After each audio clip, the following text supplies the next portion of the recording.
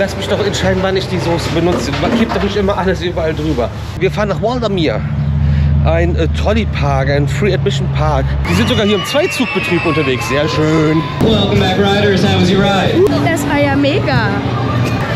Wow. Wow. Holiday Village beim Sky High Mountain Coaster. Den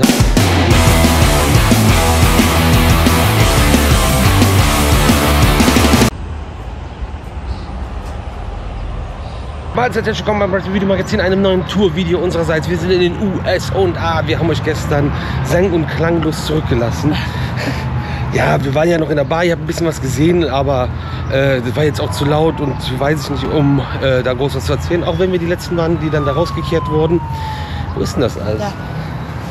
Die arme 120. Ja, stimmt, die 120 wohnen neben der Eismaschine. Wir holen noch Eis für unseren Cooler und dann geht es zum ersten Freizeitpark. Was ist denn jetzt hier los? Das ist jetzt der zweite. Rotes Auto habe ich ja noch nie gesehen. Ja, Uschi hat gestern 5 Zigarren und 10 Whisky, wie man hört. Hatte ich gar nicht. Und ansonsten hat man Mini-Pitcher, wie man gesehen hat. Und dann noch ein paar Wings. Ey, die Soße. Lass mich doch entscheiden, wann ich die Soße benutze. Man kippt doch nicht immer alles überall drüber. Ist mir viel gemacht. Es ging so schnell. Das war ich nicht gewohnt. Viel hilft viel. Genau, aber ansonsten ganz nice. Und wir fahren jetzt zum nächsten Freizeitpark. Da habe ich gestern dann gesehen, das ist nämlich jetzt auch angepasst, glaube ich, dass der eine Achterbahn weniger hat, weil die gerade geschlossen ist dieses Jahr. Nun gut, wir haben auch dann gesehen, ach ja, die machen ja erst um 12 Uhr auf. Denken Sie doch, du heiliger Bimbam, 12 Uhr, was ist mit euch falsch? Der nächste Pickup mit Tatütata. Ist aber gar nicht so dramatisch. Wir müssen uns jetzt nicht viel einfallen lassen, was wir vorher machen, denn wir fahren erstmal 4 Stunden dahin. Juhu, wie dreckig der ist. Das haben wir gestern aus Detroit mitgebracht, von der 8 Mile Road.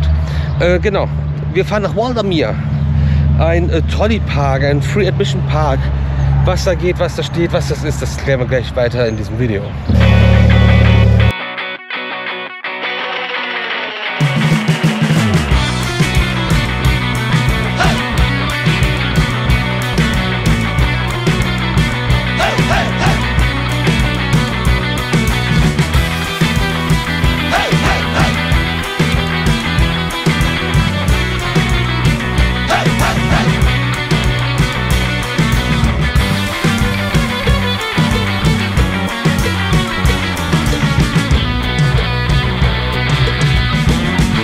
Das U-Boot muss natürlich noch mal getankt werden unterwegs. Wir würden genau hinkommen, aber hätten dann noch 4 Meilen Restsprit. Das machen wir natürlich nicht. Und es gibt an den Autobahnen, Highways, Freeways, wie auch immer, da sind immer dann Schilder, ey, wenn du die nächste Abfahrt nimmst, da kannst du da und da pennen. Dann die Logos von den ganzen Hotels, da kannst du das und das essen. Die ganzen Futterbuden haben da ihre Logos drauf. Und du kannst da und da tanken und da haben die ganzen Tankbuden ihre Logos da drauf. So, jetzt wird hier wieder Rigorous unleaded in den Haufen reingekippt für 2,99 die Jalone. Jalone. Was? Jalone. Da kommt sogar schon was. Oh gut. Sehr schön.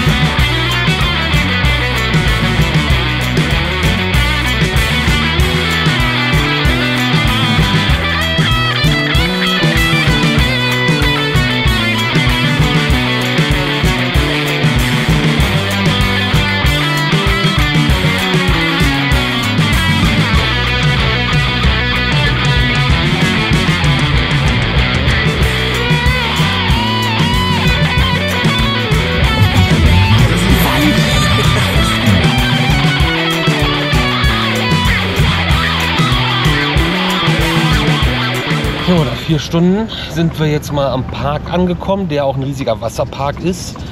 Waterworld. Und wir nehmen einfach gerade, seitdem wir die Autobahn verlassen haben, einfach jede Ampel bei Rot mit. Das macht mich fertig hier.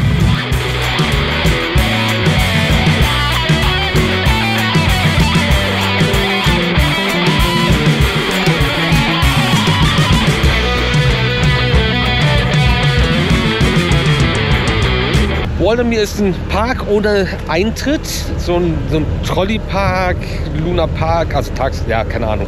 Der Wasserpark macht um 11 auf, der Freizeitparkteil um 12, auf jeden Fall heute. Und es gibt die Möglichkeit, Season Pässe wollen sie die ganze Zeit andrehen, aber du kannst dann halt auch ein Tagesticket holen oder man kann Einzelfahrten kaufen, was unterm Strich für uns jetzt wahrscheinlich günstiger kommt. Und ja, das checken wir jetzt mal aus. Hier werden schon die Kühlboxen reingeschleppt. Das ist, wer da drin sitzt. Die erste Bahn wird wahrscheinlich der kleine süße Woody hier. Ich weiß nicht, ob das Nummer 2 oder Nummer 3 ist. Wie heißen die nochmal? Ravine Flyer. Ja, 2 und 3 gibt's. Okay. Weder Eingang noch Toilette, die wir brauchen nochmal hier, aber Mackreisberg- und Talbahn, Scrambler.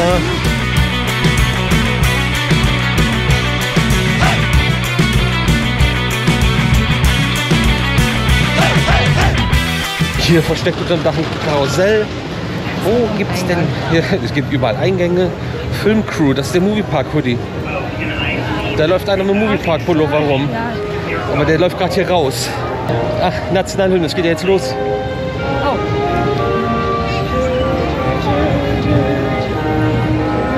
Juckt gerade irgendwie auch keinen. Wo gibt's denn jetzt hier los?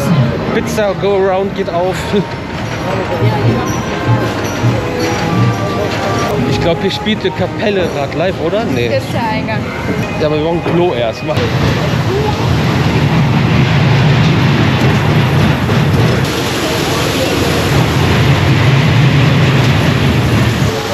to the Ravine Flyer 3. For your safety, keep your arms and legs inside the car. You're remaining seated throughout the ride.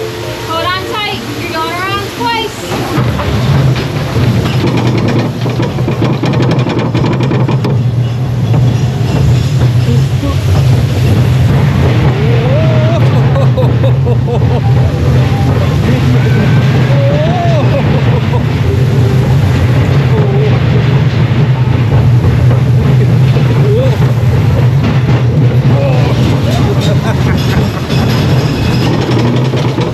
Ravine Flyer. Sie hat es gerade ausgesprochen, die Operatorin. Ja, ich sollte auch dringend aufhören, euch vorher zu erzählen, was wir jetzt machen. Denn wir sind jetzt gefühlt durch den halben Park gelaufen, um zum Klo zu kommen. Ja. Und sind jetzt in den Eden Miler Coaster reingestolpert, haben den direkt gemacht, konnten den auch fahren, haben reingepasst, haben es überlebt. Keiner ist gestorben, nichts ist entgleist, alles hat gebremst. Du musst, glaube ich, hier nur aufpassen, dass du nicht irgendwelche Füße vor den Kopf bekommst. Genau. Kleiner Coaster, direkt mal abgehakt und Ravine Flyer 2, das war jetzt 3. Ja. Okay, der andere, der war das sowieso nicht. 2 ist jetzt die nächste, wir machen das die große Holzachterbahn, die es hier im Park gibt. Von den 5 Achterbahnen, die es hier gibt, ist übrigens auch eine geschlossen, die werden wir auf keinen Fall fahren. Aber wir gucken jetzt mal. Die sind sogar hier im Zweizugbetrieb unterwegs, sehr schön. Man bezahlt hier, also man lädt hier übrigens Punkte auf eine Karte, wenn man das so macht wie wir, wenn man jetzt nicht einfach so ein Armband für alles fahren nimmt. 5,5 Punkte kostet diese Bahn, 3,5 Punkte kostet die Bahn, die wir gerade davor gefahren sind. 1 Punkt kostet $1. Das sind mit 4 Achterbahnen und der Geisterbahn für uns beide zusammen $41. Und für eine Person das Tagesticket Frühbucher Online-Geschichte wäre heute bei $40. Also haben wir $39 gespart. Dadurch, dass wir das jetzt so machen und dann alles einmal fahren, was ja meistens auch vollkommen ausreicht. Wenn irgendwas total geil ist, dann gehen wir halt noch mal ein paar Punkte laden. Aber das sehe ich gerade noch nicht. Ach ja, jetzt kommt ja das Problem, ausnahmsweise können wir mal hier On-Ride-Videos machen und jetzt die Amis, die wollen immer alle Front Row fahren. Das ist unglaublich.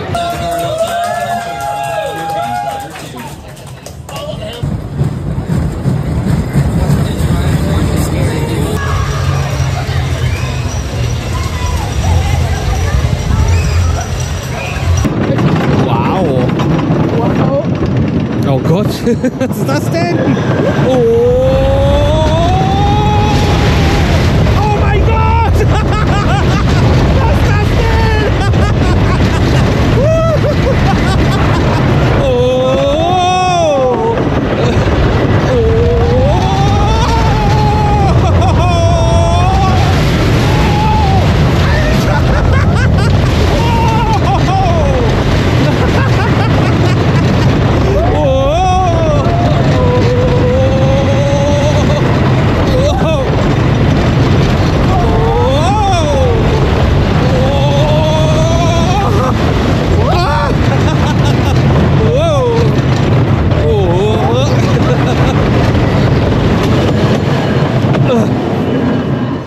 Wie geil ist das denn bitte?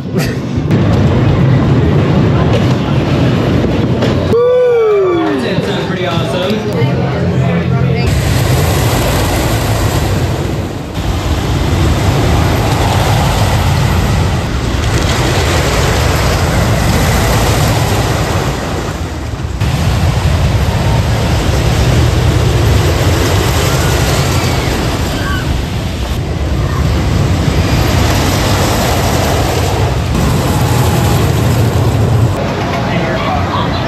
Holla die Waldfee, was war das denn bitte für eine gute Achterbahn?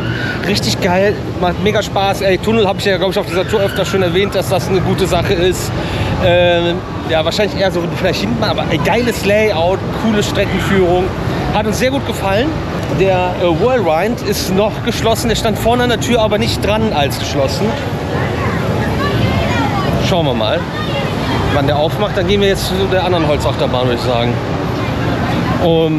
Und wir haben nicht nur einen Moviepark-Pullover gerade eben gesehen. Es lief gerade einer in die Queue rein, den wir auch schon kennen. Der war nämlich an beiden Tagen, wo wir in Six Flags Great America waren, war ein Dude da, der allein unterwegs war und beide Tage mit dem Fastpass da die Bahn kaputt gefahren ist. Weil der auch, das ist auch von der Regelung ziemlich scheiße. Er fährt, geht raus und steigt sofort wieder ein und kriegt immer Front Row und so, du wirst da sofort eingeteilt. Deswegen ist er ja auch aufgefallen und wie er da rumgelaufen ist. Die American Coaster Enthusiasts sind heute hier und haben scheinbar ein Event, wenn die nicht alle mit Schildchen, Namensschildchen rumlaufen und den Claymods. Ah, da müssen wir rein. Und jetzt gehen wir zu Komet. Das ist die kleine süße Holzachterbahn, wo leider Gottes auch schon eine beachtliche Queue ist. Und die kostet 4 Punkte. Und hier ist auch wieder Eskalation beim Pollenflug. Und die häufen und schwimmen sich auch schon überall. Also Allergiker hätten, glaube ich, ein kleines Problem. Das kribbelt ja so schon in der North.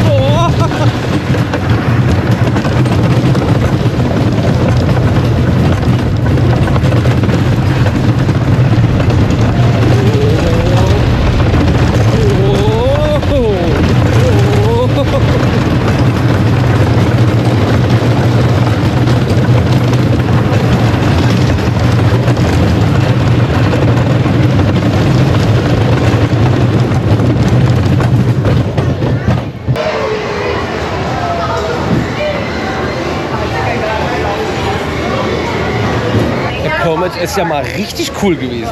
Kleine, süße Holzachterbahn, das mag man, das macht Spaß. Ich sehe aus, wie sauber überall die Pollen sind. Schön, echt schön. Wir haben auch ganz lange gewartet, das war jetzt ein Zug. Das sah mehr aus, als es ist durch diese komische Wegführung hier. Gut, dann gucken wir mal, ob der Spinning Coaster jetzt auf hat oder fahren in der Zeit Geisterbahn.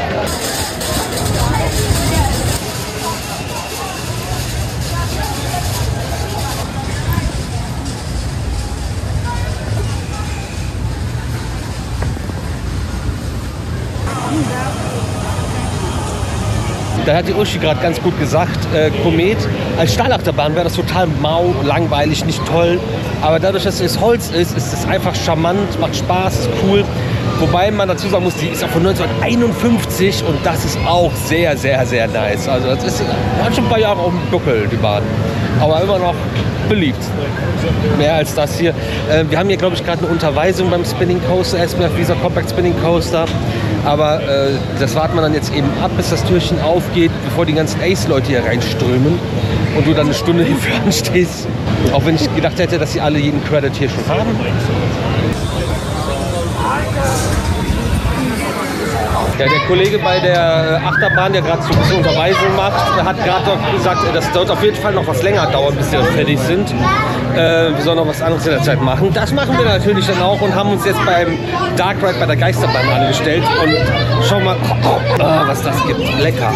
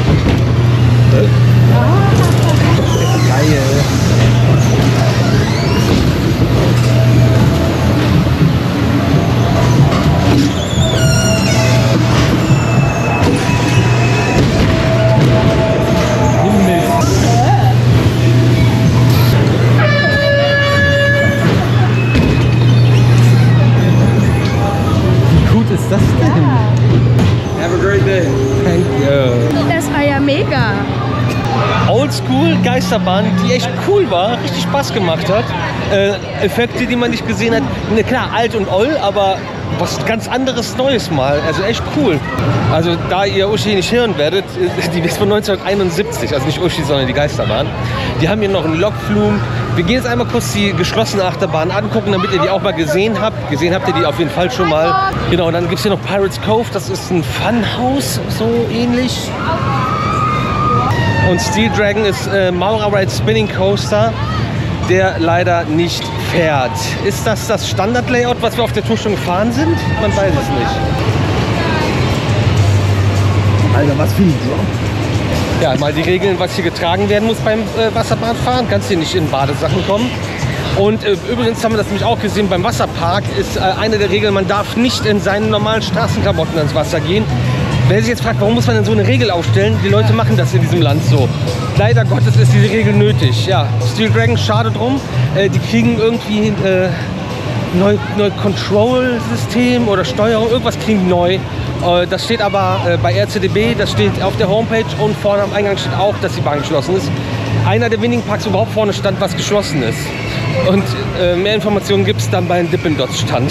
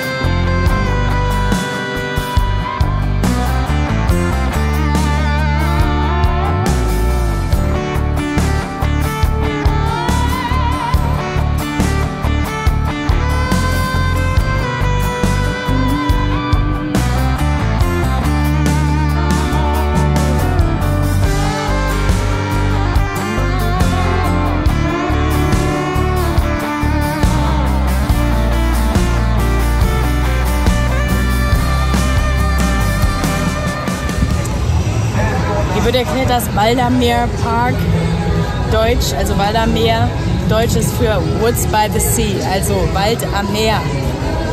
Ah, okay. Du bist Native Speaker German, oder? Ich bin Native Speaker German.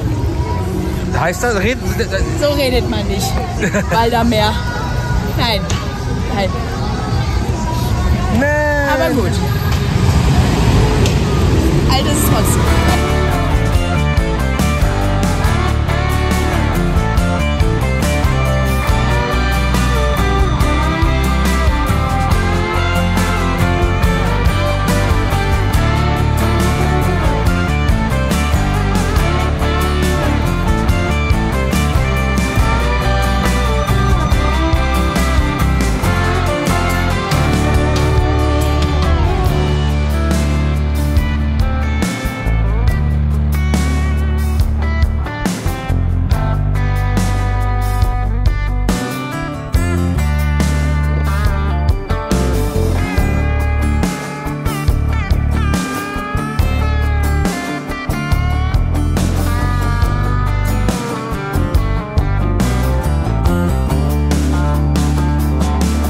wir haben uns ein bisschen hier umgeschaut. Sehr hübscher Park. Also atmosphärisch, stimmig, cool gemacht, schön angelegt. Cooles Portfolio für Familien mit kleineren Kindern.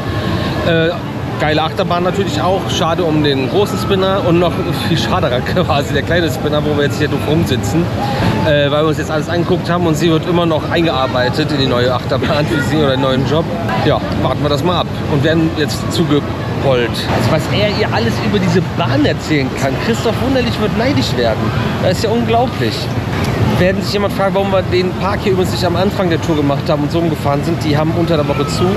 Vielleicht muss es deswegen auch samstags, wenn hier voller Betrieb ist, erklärt werden. Ich weiß es nicht. Ich bin auf jeden Fall fasziniert davon, wie die Leute überfordert sind mit einem geschlossenen Tor. Da war gerade eine Frau, die wollte das einfach aufmachen, war da drüber gegriffen und wollte es entriegeln. Ich weiß nicht, warum andere Leute hier auf der Bank hier davon abgehalten haben. Ich hätte gern gesehen, wie es weitergeht. Nun ja. Also er ist ja wirklich, also wenn die um 12 angefangen haben, sind sie jetzt schon seit 1,5 Stunden dran, die Bahn zu erklären. Wenn sie noch früher angefangen ist, ist es noch faszinierender, aber das... Wir haben halt noch einen Stop, den wir gerne anfahren würden, aber das wird schwierig dann. Wisst ihr, was das Allerschlimmste ist? Also das Zweitschlimmste, nach dem, dass das absoluter Quatsch und frech ist, die angelernt wird an dieser Attraktion, interessiert sich da so gar nicht für.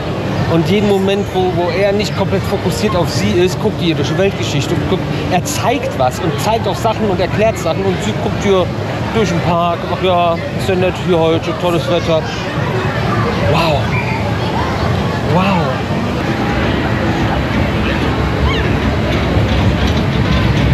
Ja. I didn't know it's fun.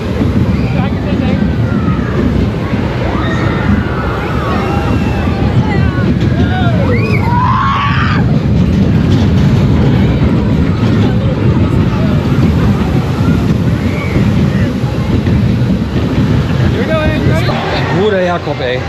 Wir haben es ja jetzt nach 2 Stunden Einarbeitung oder Einweisung geschafft, das Ding jetzt mal aufzumachen, aber er operatet das dann quasi die Hauptverantwortung. Ach, die Taperle Disco, das ist das andere geschlossene, ne? Ja. Und dann hat das Abfertigen von einem Zug auch nochmal 5 Minuten gedauert. Jetzt haben wir es und können weiter und schaffen dann heute noch einen weiteren Stop einzulegen. Das seht ihr gleich.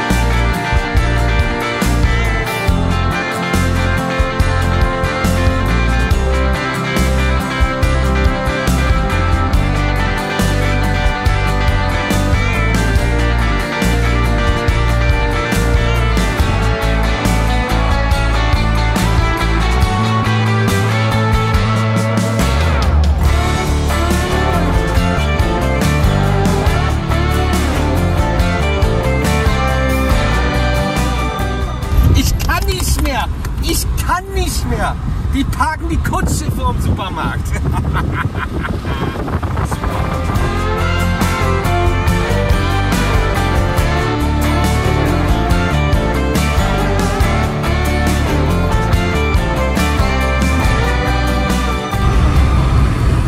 mal hier, Kettzimmer. Anzug Deluxe. Was ist denn hier los? Hochzeit? Peoples, wir sind angekommen. Nach 1,45 sind wir, glaube ich, gefahren. Holiday Village beim Sky High Mountain Coaster. Den haben wir zwar noch nicht gesehen, aber da ist auf jeden Fall so ein Aufsteller. Und hier ist der Sky High Adventure Park in Holiday Valley. Und die Frau Reicher, die zeigt gerade irgendwo in irgendeine Ecke. Ah, okay, Mountain Coaster Tickets gibt es da. Dann schauen wir mal an dem Automaten.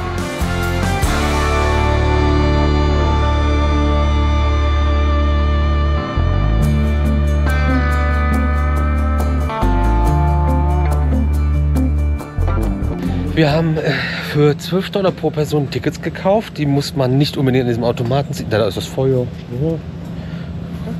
Das ist so ein Lagerfeuer. Ja. Man kann auch reingehen. Das ging dann ratzfatz und ohne Probleme. Wir haben auch noch nichts unterschrieben. Und vorbei an der Tannenbaum Lodge und im Tannenbaum Express geht es jetzt zum Wiegand Alpine Coaster. Denn ohne Wiegand wäre hier niemand. Der ist leider nicht Tannenbaum. Nee. Das wäre witzig. Now you can let go till you get to the top.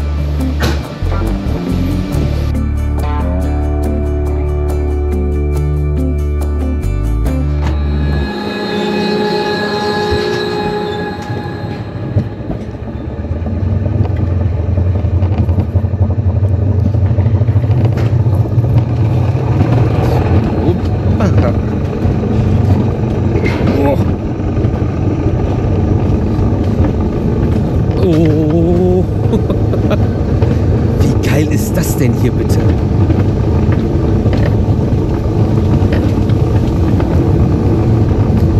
Boing, boing.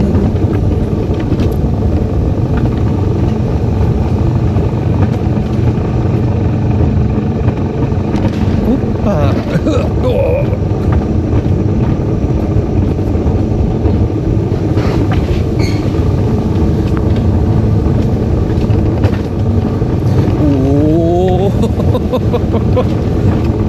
Mega schön, ey. Oh, oh. Oh. Oh.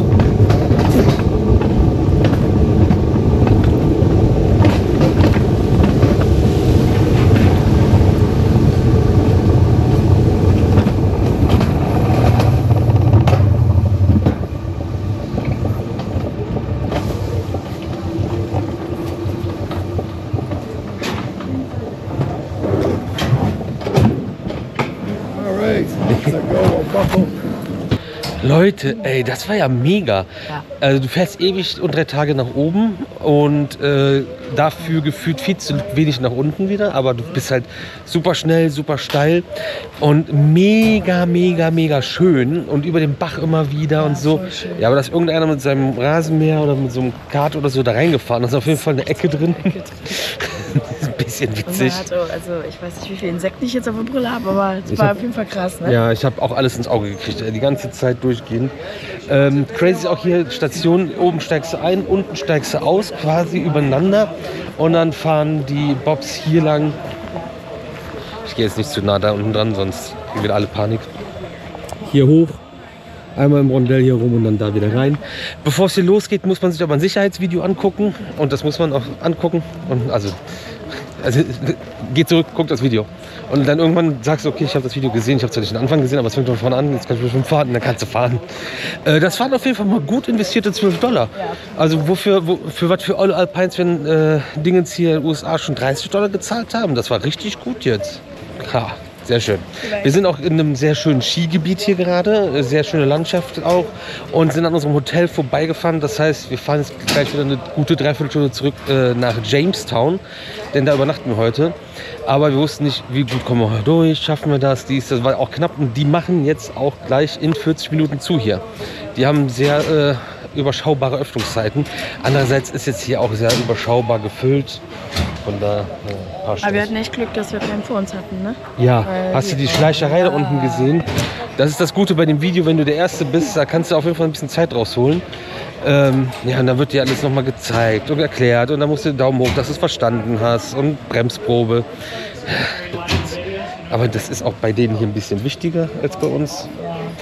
Gut, wir machen es dann wieder zurück. Vielleicht würde ich auf Klo gehen, bevor wir fahren.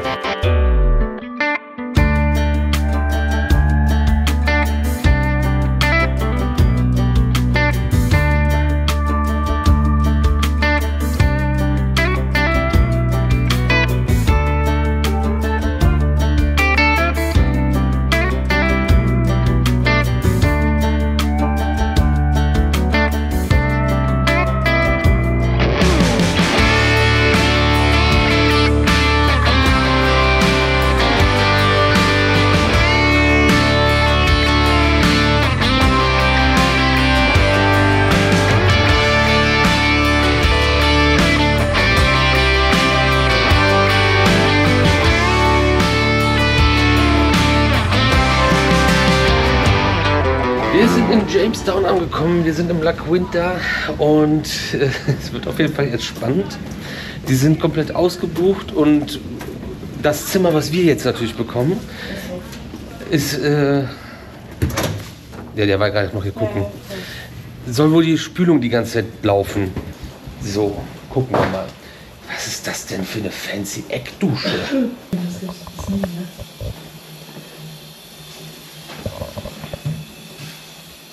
Ja.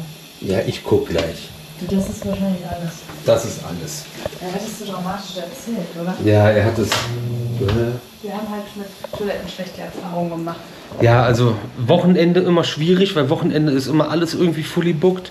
Und wir haben schon sehr schlechte Erfahrungen gemacht mit Toiletten. Und wir haben gesagt, wenn noch mal irgendwas Vertretbares bei einer Toilette ist, und da reden wir von, es tropft von der Decke genau über der Schüssel, das behalten wir, das tauschen wir nicht mehr. Wer das nicht gesehen hat, Sweet South Tour, das war dramatisch. Was ist das für ein witziges Bett? Diese riesigen Rückenlehne. Das ist auch so ein bisschen lieblos arrangiert. Aber sonst Schön eigentlich, ne? ist das... Das ist ja witzig. Was? Ein Schrank? Achso, ich hätte gedacht, das wäre zum Schieben. Ja, habe ich auch gedacht. Aber Witzig. Klick. ja, ist doch cool. Ja. Parkuhrblick. Wie witzig ist das denn? So, ja, da sind wir in Jamestown. Das war von der Lage jetzt am sinnvollsten, hier hinzufahren und preislich auch am attraktivsten. Deswegen haben wir uns hierfür entschieden. Und das gleiche war ja auch gestern mit dem Schlenker, den wir gefahren sind. Der war auch aus Preisgründen das Sinnvollste, was wir machen konnten. Und jetzt sortieren wir uns mal kurz und müssen heute vielleicht mal was essen, außer ein paar Brezeln im Auto und ein Käse-Mozzarella-Stick. Genau, hier gibt es auch wieder diese Abwaschfernbedienung. Das macht ja auch schon Sinn, ne? Was machen die Leute mit diesem... Ja. Sie haben es ja schon versucht, so stabil wie möglich zu machen. Das macht mich auf ganz vielen Ebenen krank. Die Griffe sind nicht in der Mitte. Aber viel schlimmer ist, das ist nur eine Schublade. Was stimmt mit euch nicht?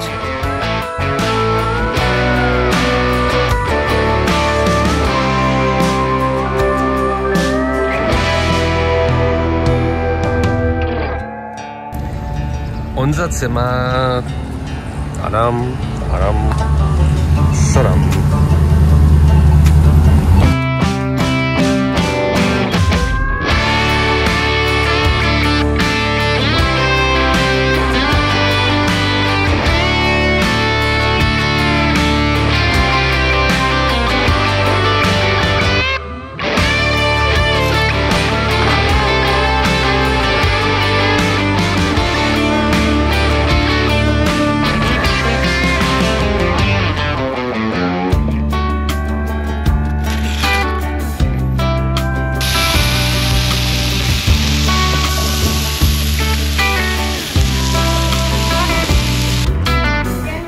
Isst du nicht? Ich habe schon gegessen und ich habe auch schon fertig gegessen. Alter, wie viel. Aber lecker. Wirklich richtig, richtig gut. Direkt hier nebenan Mexikaner. Es wehrt sich noch das Fleisch. Aber die haben keine Mushrooms. Ja, deswegen musste ich Shrimps nehmen. Schrecklich. Weißt du noch, wie der heißt? Der? Jarocho. Jarocho. Wenn er also mal hier sind, kann man auf jeden Fall machen. Richtig gut. Ah ja, by the way, hat gerade eben noch unser Einchecker nochmal geklopft. Und er hat mit seinem Manager gesprochen und wir kriegen 20% Rabatt. Und es ist ja kaum hörbar, dass da das Wasser läuft. Und man müsste den Schwimmer, glaube ich, nur in so Mühe reindrehen, weil der ein bisschen am Spülkasten schraubt. Aber das ist da drin so siffig, das mache ich nicht. Ich habe keine Handschuhe. Er hat da selber mit den Handschuhen drin rumgewühlt. Ja. Er hat nämlich Handschuhe geholt, hat geguckt, hat es nicht hingekriegt. Ja. Junge. Aber ich repariere jetzt nicht das Hotel hier auch noch. Was eine Filmstadt wieder. Ist auch eine Studentenstadt. Wir haben jetzt gut gespeist und jetzt gehen wir wieder zurück. Die Weißes leer ziehen und ja, dann Füße hoch. Fertig aus Mickey Mouse. Morgen haben wir theoretisch 3 Stops für euch vorbereitet. Mit ziemlich kuriosen Dingen teilweise. Das seht ihr im nächsten Vlog. Und wir wechseln auch nochmal das Land. Wir sind nämlich jetzt gerade auch im Bundesstaat New York, waren heute Mittag in Pennsylvania und sind aber gestartet in Ohio. Verrückte Welt. Und in diesem Sinne sehen wir uns dann morgen wieder. Und wir gehen jetzt genau in dieses Zimmer. In der Hoffnung, dass da jetzt keiner drin war. Also bis morgen. Vielen Dank für eure Aufmerksamkeit.